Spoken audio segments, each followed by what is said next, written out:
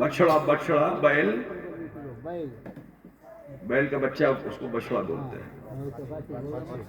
उसको तुम लोग क्या बोलते हो? बाछुर। चलो ठीक है, आज पहली बार सुना है बाछुर। बाछुर बना दिया। अब जीवन कहां से देगा वो? सुनन सुनन कथा ज्यादा मत बोलो। जीवन के मुतन दीवे तो सुनो, फरिश्ते के पर का मुकाम तो बहुत बुलंद है। फरिश्ता जिस नूर की सवारी पर सवार होकर आता है, उसकी जो खुर होती, क्या बोलते हो तुम लोग? खुर ही तो बोलते हो ना, कुछ और बोलते हो? तो जो खुर, जहां जमीन पे धरती पे वो खुर पड़ जाती है, फरिश्ते के सवारी जो है उस सवारी के खुर में ये तासीर है कि जहां जमीन पे वो अपना पैर रखता है, बंजर जमीन पे भी अपना पैर रख दे तो वहां भी जिंदगी पाई जाती है, घास उगाती है। जादूगर ने देख लिया, मूसा कलीमुल्लाह के पास फरिश्ता है, जिब्रील अमीन आते रहे, और जिब्रील अमीन जिस सवारी पे आते थे तो उसके खुर से माटी में हयात आ जाती थी, माटी हरी भरी हो जाती थी। तो जादूगर ने क्या किया, जैसे ही टाप पड़ी, ठीक है, और टाप जैसे ही हटाया, झट से उस माटी को उसने उठाया, उठा के रख लिया। जब क्या बोलते हैं, बाछुर बन गया तो उसके मुख में डाल दिया। जैसे ही मुख में डाला, उछलने कूदने लगा। चमत्कार को नमस्कार बंगालियों, है ना, बंगाल में चमत्कार को नमस्कार करते का बड़ा गुनी मानुष আছে, है ना, गुनी मानुष আছে। तो कौम बनी इसराइल की आदत मत डालो। कोई आसमान में भी उड़े मत मानो अगर उसके पास शरीयत नहीं है। शरीयत ही एक ऐसा पैमाना है जिससे तुम अपने ईमान को बचा सकते हो, ठीक है ना।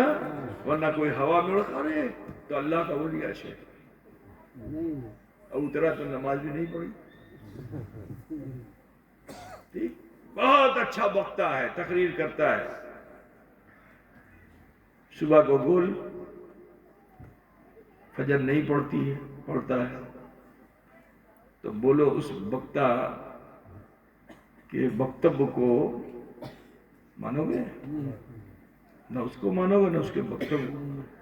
तो ऐसे को मत अपने वहां बुलाओगे जो रात भर कुरान हदीस सुनाए और सुबह को नमाज भूल जाए, नमाज छोड़ दे। खुदा भूल गया ना। खुद भी मुत्तकी बनो, अल्लाह से डरने वाले बनो, और सोहबत भी उसी की अख्तियार करो जो परहेजगार है। अल्लाह का भी फरमान है, या अय्युहल्लज़ीना आमनुत्तकुल्लाह व कूनू मास सादिकीन। ऐ ईमान वालों, अल्लाह से डरो और सच्चों के साथ हो जाओ। तो सत्यवादी हर वक्त करामत नहीं दिखाता है। एक आदमी हजरत इमाम गजाली के पास आया इस नीयत से कि जब मैं हजरत की करामत देखूंगा तो मुरीद हो जाऊंगा। 40 दिन रहा, कोई करामत उसको नजर नहीं आई। आखिर दिन सलाम अलैकुम, वालेकुम सलाम। पूछा, भाई इतने दिन से आए, कभी कुछ तुम बोले नहीं, कोई कोथा नहीं बोले, किस गर्ज से तुम आए थे, अब वापस जा रहे हो?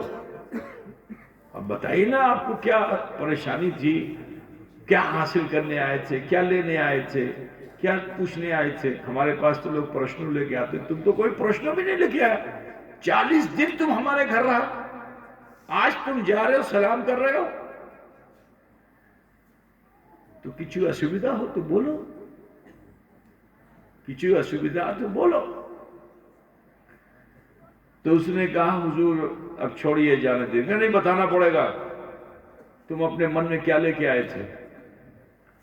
तो कहा, हुजूर मसला ये था कि मैंने आपका बहुत नाम सुना था और ये सोच के आया था कि आपसे अगर कोई करामत देखूंगा तब मुरीद होऊंगा, لیکن 40 دن میں نے تو کوئی کرامت نہیں دیکھی جو میں کرتا ہوں وہ آپ کرتے ہیں. آپ کو اٹھنا دیکھا، بیٹھنا دیکھا، سونا دیکھا، جاگنا دیکھا، پڑھنا دیکھا، تقریر کرنا دیکھا، خطبہ دینا دیکھا، کرامت نہیں نظر آئی مجھ کو. تو حضرت امام غزالی نے فرمایا کہ نادان مومن کی سب سے بڑی کرامت یہ ہے کہ جو مستحبات کو بھی نہ ترک کرے. سب سے بڑی کرامت کیا ہے؟ جو مستحبات کو بھی نہ ترک کرے. فرض، واجب، سنت تو اپنی جگہ پہ ہے. مستحب سمجھتے ہو کہ نہیں سمجھتے؟ تم لوگ نہیں سمجھتے ہو؟ جو مستحب کو نہ ترک کرے یہ سب سے بڑی کرامت ہے. سرکار غوث پاک سے پوچھا گیا کہ حضور ہم ولی کس کو سمجھیں؟